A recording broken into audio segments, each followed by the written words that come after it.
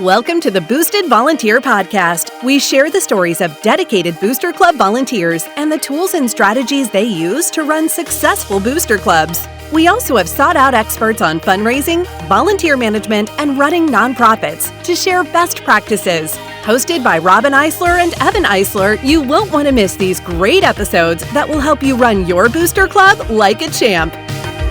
Welcome to the Boosted Volunteer. My name is Evan Eisler. I'm joined today with my co-host Robin Eisler, and today we're going to be discussing the hidden costs behind free fundraising tools. Hi, Robin. Hey, Evan. How you doing today? I'm good. Thanks for coming on today. I'm excited to discuss this with you. I always love it when we do an episode together. It's fun. Evan works on our team here at Booster Hub, and it's always great to do the two of us on an episode. We get to really dive into some topics that we get to see every day and we want to share with the listeners.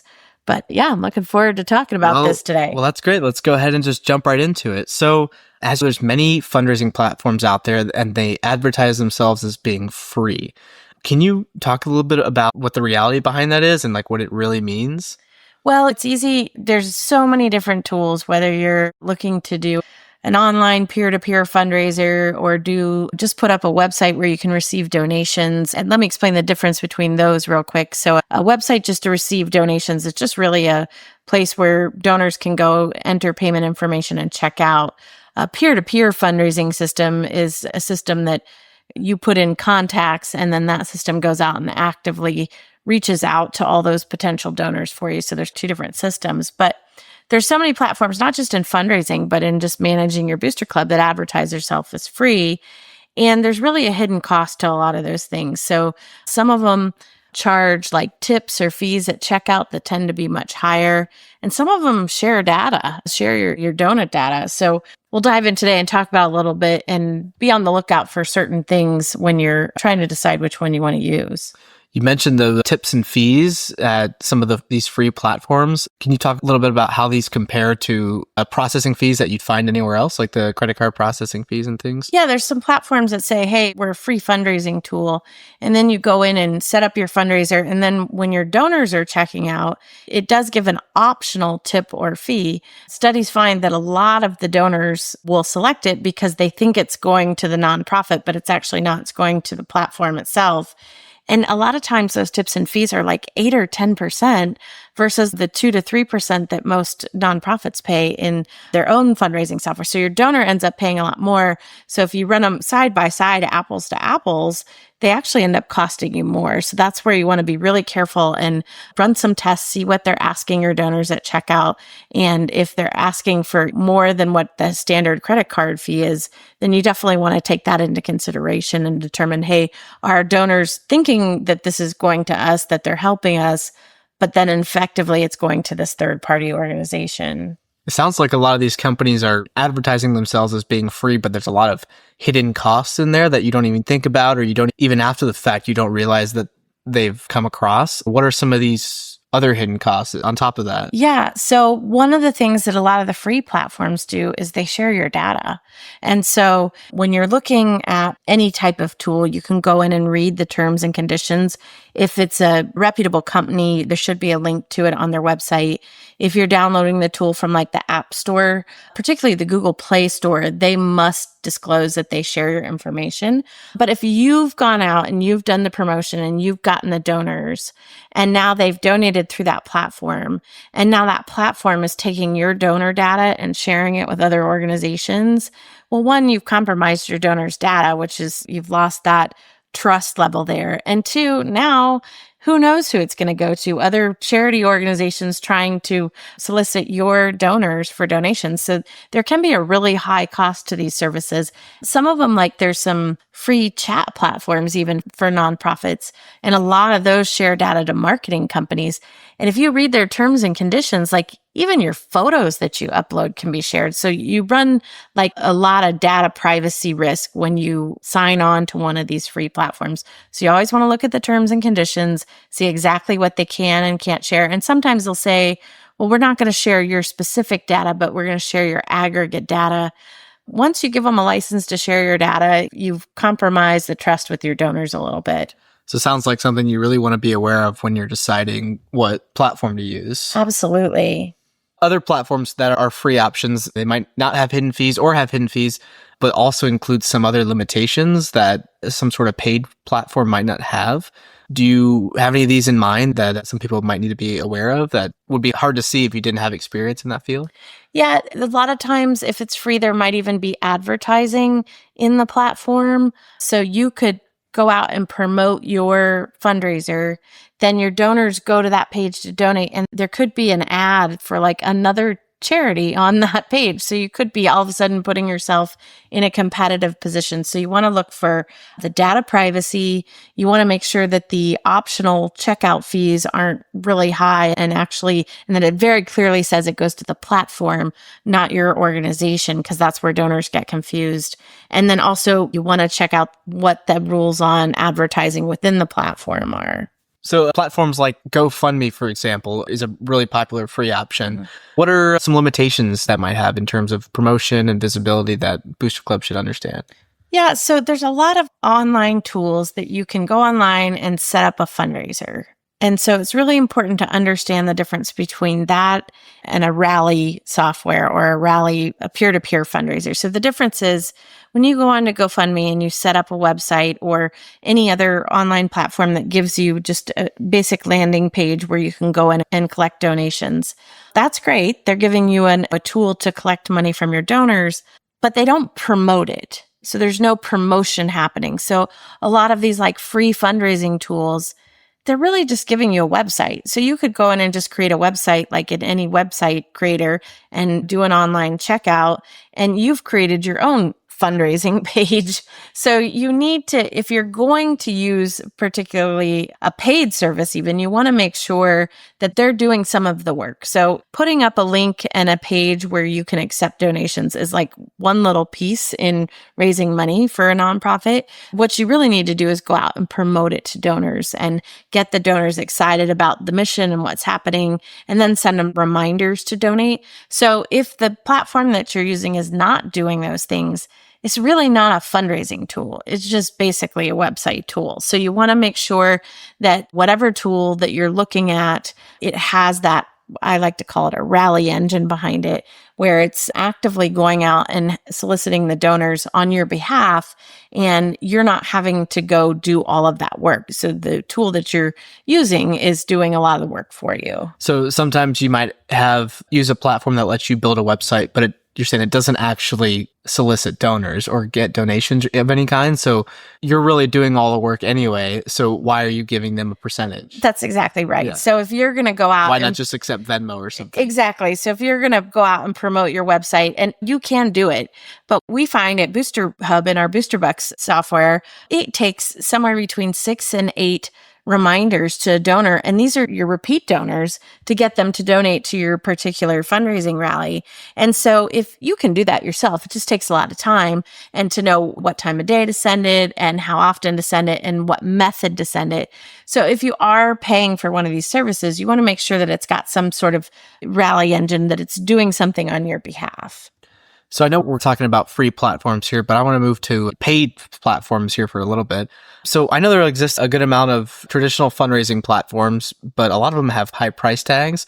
Can you speak a little bit about what boosters might be paying for this and what comes as a result? I like to think there's 3 worlds in Booster Club tools and fundraising software. So you've got your free stuff, and then you've got the legacy stuff, which I call is the old tools, like even where you just used to sell candy and you used to make 10% or 20%. Well, those days of fundraising, we really have more efficient ways to do it now. So, but there also are some fundraising platforms that you sign on, and they take 20% of your donations. So these are your donors that you've gone out and rallied, and now this company is taking 20%. So I always say you don't want to be in the free space, and you don't want to be in the legacy space. You want to be in these really powerful software tools that have been built typically within the last couple of years that have a reasonable price, talking like a couple $100s or something, especially if you're raising tens of thousands. But they do all the work for you. The in-between, it's like the best of both worlds. You're getting the tool for an inexpensive price, but you're getting a tool that's going to work for you. And one of the ways you can tell the difference is if you get an account representative, it's probably one of the legacy tools. And the account representative is going to set things up.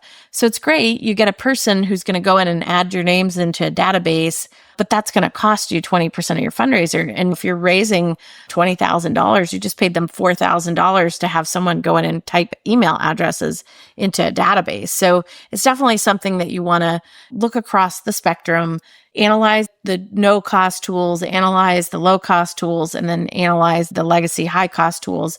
Estimate what you're going to do in fundraising and what's the cost of that tool really at the end.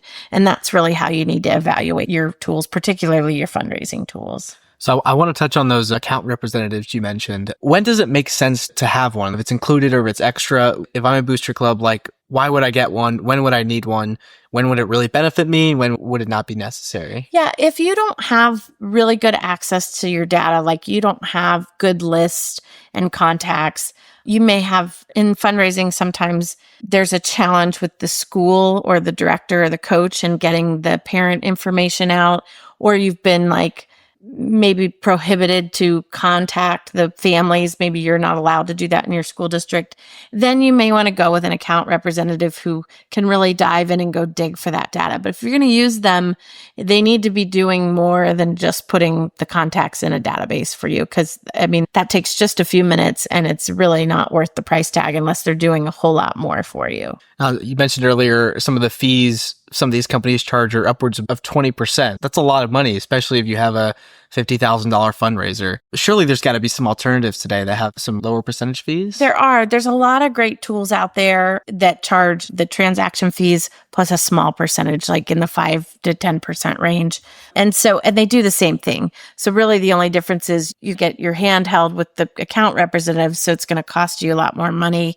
But if you use one of these more efficient tools, then you're able to save a lot of money. And then those low-cost tools, they're actually working on your behalf rather than the free tools that aren't working on your behalf at all. So you got to look across that spectrum and then see what your booster club really needs and how much you want to spend on it. Like we did a fundraiser years ago at my volleyball booster club, and we just happened to have a really good year. And our members really promoted the fundraiser, and we did about $5,000 more than we had done the year before, and we used the same company. Well, they ended up making an extra $1,000 because we did a really good job.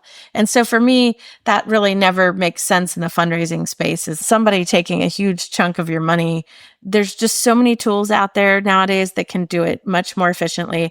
Of course, I'm a little biased to the Booster Hub system and Booster Bucks, but there's a lot of great options. So you want to definitely search for, particularly if you're in that peer-to-peer space, search online fundraisers or peer-to-peer fundraisers, and you'll find some really great cost-effective solutions. It sounds like some of the large fees or account representatives are useful when multiple years ago, when it's harder to put the data in and it's harder to get all the emails and stuff. But today, like, anybody can do that with a little Excel spreadsheet in 10 minutes. So how has that changed? Like, obviously, it's made it a lot easier for booster clubs to just start a fundraiser with one click of the button. Yeah, I think in the old days, like you used to come in and they would ask all the players or the students to bring in their lists of names and phone numbers for these peer-to-peer fundraisers. And they would bring them in on paper, and then somebody would need to transfer them in. And now, I mean, we have apps for that. And let me tell you, the kids and the students type it in way faster than the parents do. So you need to let them do it because they're quicker and faster at it. So that's really the fundamental change, is that the kids used to bring it in on paper, hand it to the coach, and the coach had 50 papers of names and numbers that he needed to put in this fundraiser. Whereas now you send the kids a link and they can upload that contact information.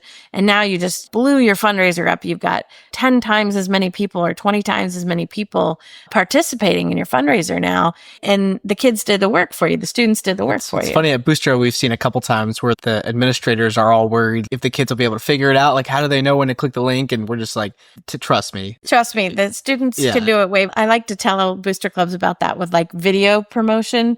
I'm like, this is the TikTok generation. Let the students do it. I promise you, they're going to know how to do it. They're going to do it so much better and faster than you do it. So just give them the work. So now let's kind of move into, I'm creating a new booster club, or first time doing a fundraiser, and I need to select what platform I'm going to use. What needs to go into evaluating the cost and the true cost of the platform, my time and everything else? How does that all factor in? Yeah, so I would just look at it across one donation. And when that donor donates, how much are they being charged? What's the net amount that's going to get to the booster club? Oh, here's another good question. When do you get the money? A lot of the tools, you have to wait 30 days or 60 days or 90 days. The newer platforms, you get the money just like regular credit card deposits, so you get it same day. And then you'll want to look at the potential for data sharing and what the terms and conditions are for that company and data sharing. So you want to get as high a level of data privacy as you can, because again, you got that trust level with your donors. And if you violate that trust, you could potentially not get them back as a donor. So you sounded like you were wanting to ask the fundraising platform more questions and more detailed things. Could you provide a few more examples of those? Like, make sure you ask this just so you know you're not missing something. Yeah. So you want to ask if there are transaction fees, what are the transaction fees? If they do go off of like a donation, what's the default level and can you change it? If it defaults to 8%, that's crazy. That's 5% extra that your donors are paying. And you want to ask, do they promote your fundraiser at all? Because if they do promote it, that's actually has the potential to raise more money for you. And if they don't promote it, then it's not going to. So like a GoFundMe, they're not going to promote it. So that the platform's not going to really assist your fundraiser at all. You're going to have to do all the heavy lifting on that. And do you have any specific examples that you've seen in your experience where there's been a platform advertising is free and then it ends up actually costing way more than the club expected? I think really what I've seen in that is the optional tips at the end. When one organization looked and saw how much their donors were donating, and then they found out that their donors thought that was like an extra donation to the organization, but ultimately it was a fee going to a third party. So that really hurt the trust with the donors because they thought they were giving an extra 5% to the nonprofit, and effectively that money was going to the platform. And that's where those free platforms get to be a little tricky. Well, thank you, Robin. It sounds like there's a lot of factors that goes into making a decision on what fundraising platform to choose and a lot of kind of behind the scenes things that you might not see originally.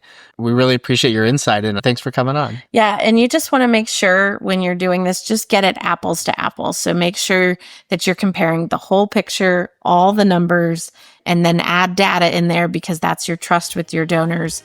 And then that gives you a clear picture. So I think what a lot of people do is they don't look at apples to apples when trying to select a tool. And that's the most important thing you can do. It's always great to be here and do an episode with you, Evan, and look forward to seeing you soon. Sounds good. Thanks, Robin. All right. Thank you for joining us on the Boosted Volunteer. The Boosted Volunteer is brought to you by Booster Hub. To find out more about Booster Hub and how our app can help you improve communications, increase engagement, raise more money, and manage your booster club responsibly, visit www.boosterhub.com. And then make sure to search for Booster Club Podcast in Apple Podcasts, Spotify, and Google Podcasts, or anywhere else podcasts are found. Make sure to click subscribe so you don't miss any future episodes. On behalf of the team here at Booster Hub, thanks for listening.